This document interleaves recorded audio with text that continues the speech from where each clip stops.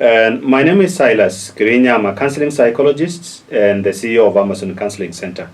I support people with counseling therapy, or what we call therapy or psychological support, but also I provide training for quite a number of institutions and corporate, locally and international as well, particularly training that regards human development, training on work-life balance, maybe stress management, transition, maybe when there is layoff, critical incident when something has happened at workplace and maybe someone has died or there is shooting there, or there is an incident that you do not know how to handle, so we come in and support you.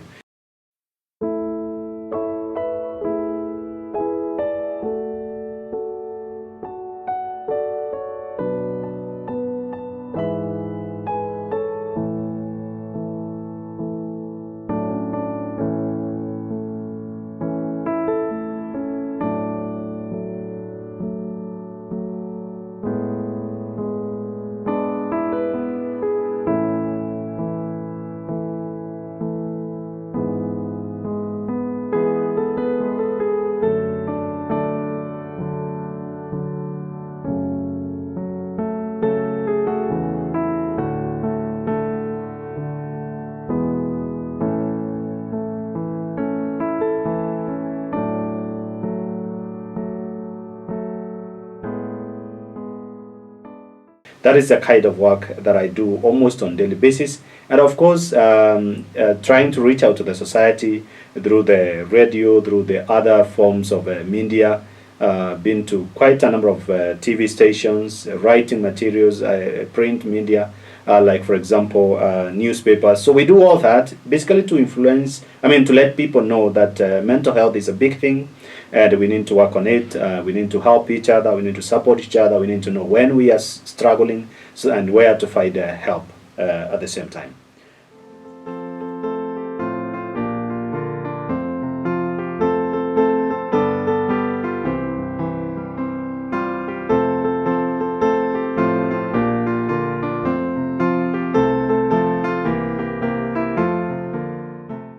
And now, today, in a special way, I want to focus on the things that in one way or the other can actually affect the mental well-being of the adolescents or maybe teenagers.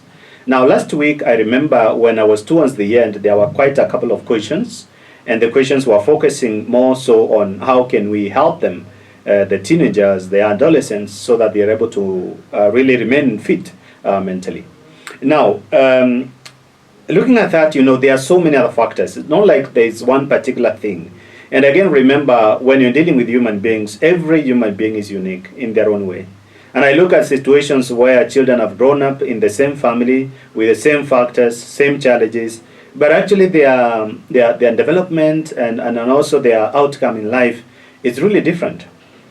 Like I've seen situations whereby people are born in a very, let's say, for example, very cruel environment.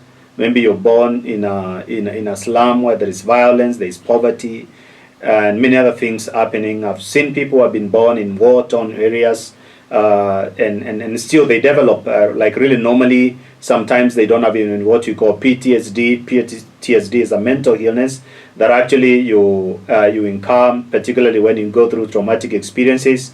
It presents itself like depression, but of course it has a lot of remembrance to the event that took place. And maybe even the human mind trying to overcome those events. We see such people growing up in such environments, and they come out really quite really formed. But we have also seen some other people who have grown up in relatively very good environments, whereby you realize the parents are always available, they are loving, they are caring, they are supportive, they are responsive. And you realize then at the end of it all, the outcome of the children is not as you expected. And so, oftentimes you ask why. So there are so many factors that I think today, that is what I want to touch on. And I know what I'm talking about may be quite particular about this age group between 9 years all the way to 19 years. But I think there are some of other things that might probably overlap a bit. You could be a grown-up, maybe you're 20 years, 40 years, but you're still experiencing the same things. So if you find out there is anything of that from my sharing today, you can always reach out for help. But also I want to say that it's important we really understand on how to manage young people. I hear many parents saying, this generation is lost. This generation doesn't have respect. This generation doesn't have resilience. This generation doesn't. And so we need now to talk about how can we then bring that which is not fair. How can we empower them? How can we, without judging them, really be able to reach out to their issues and support them and work with them? Because we know what happens within these years actually determines a lot what will happen thereafter in life. I'm trying to imagine like situations where you become alcoholic at this point. So what happens then in your future years? If there is no intervention along the way, obviously your whole life will be just a life of alcohol and substance use.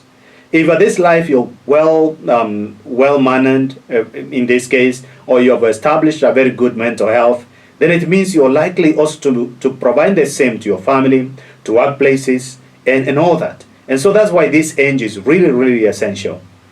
Even in the church, this age is also important because it is at this age also that we start nurturing vocations. Vocations to marriage life, vocations to consecrated life, vocations to priesthood, religious life. This is the moment to actually form our children in those areas. But if you look at the society today, you realize that also this age is somehow neglected. Go to many churches and you realize that actually they don't have youth as the majority. And yet we know in our society, the youth are the majority. They are the majority in the society, the whole society. But you go to the church, you realize sometimes they are not as many. And even if they are there, they are not as active again. And so it's a group that we need really to focus on and support them. Because this is the time that we can bend them. This is the time that we can model them. This is the time that we can make them to be what you would want to see in the society. And so if we do not labor in this, helping them, supporting them, it can be very, very difficult for us in the future.